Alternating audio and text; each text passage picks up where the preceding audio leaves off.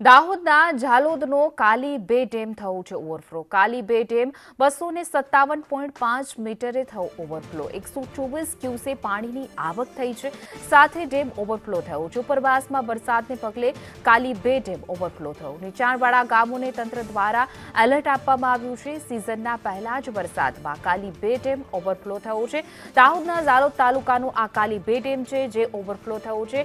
આસપાસના ગ્રામ્ય વિસ્તાર અને નીચાણવાળા વિસ્તારો છે તેને એલર્ટ કરી દેવામાં આવ્યા છે।